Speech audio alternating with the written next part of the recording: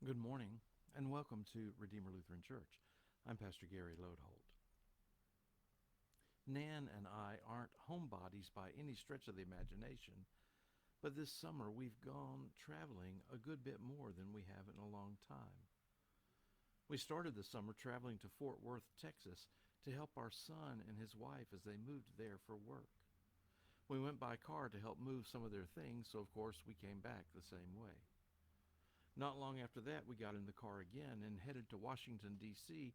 to perform an interment in Arlington Cemetery, and we made a side trip to Pennsylvania by way of Baltimore along the way.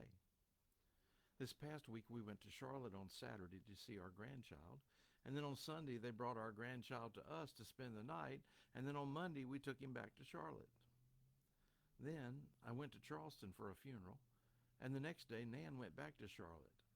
Whew! We spent a lot of time in the car and a lot of quality time together. So perhaps I was a little saddle sore when I sat down to consider this week's live stream messages, and I suddenly thought, I wonder about the stories of people who traveled in the Bible.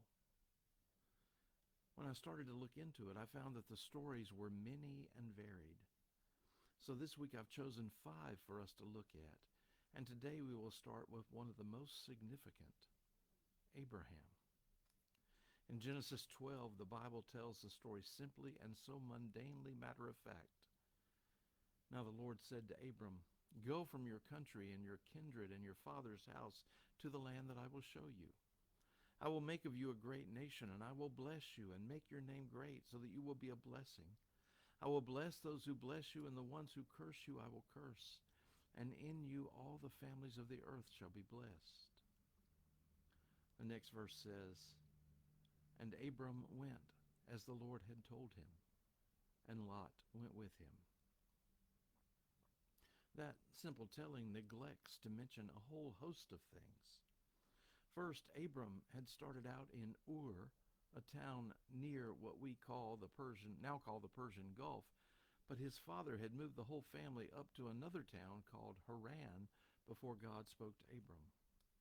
Haran was a move to the north, just above the Tigris and Euphrates rivers, and in the upper part of the Fertile Crescent.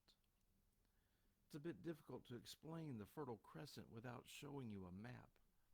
I guess the best way to describe it is that it was a crescent of land that could sustain life that went from the Tigris and Euphrates up into where Syria is today and down through Lebanon and Israel and ended in Egypt. If you were traveling in that day, you had to go that way because it went around the desert in the middle.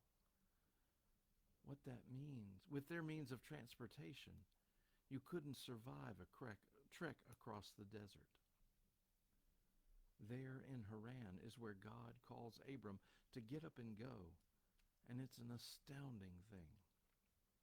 In a culture that's centered on little stone objects that you could see and touch and feel as their gods, Abram heard and dared to believe in an unseen God. He was 75 at the time.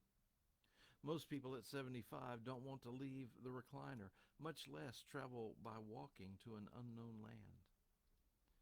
He was 75 and was childless. So how did he dare to believe this unseen God's promise that he would be the father of a nation?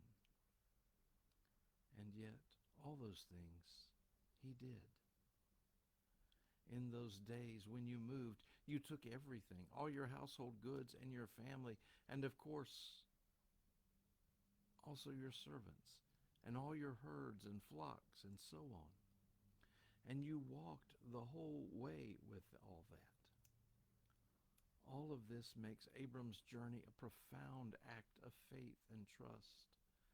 We can only hope to have this kind of trust in our lives. But there's something more, something that really astounds me. If you pay attention to what God says, "Go from your country and your kindred and your father's house to the land that I will show you." Did you hear that?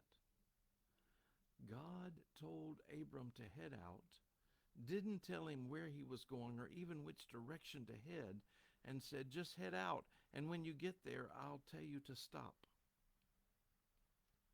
We don't travel that way, heading out without a destination in mind. Abram put himself wholly and completely in God's hands, trusting and believing that God would guide him. In our lives, as we try to control everything and have everything in control, what does that say to us? What does Abram's wholehearted faith and willingness to risk in his belief say to us in our comfortable complacency? What does his unreserved giving of himself to this unseen God say to us about what we give of ourselves to God? Should the Christian life be marked by going where we choose or by going where God calls? Abram's journey was a profound act of faith and trust. As we journey on our way, may we follow in those footsteps. Thanks for watching, and remember to let this day belong to God.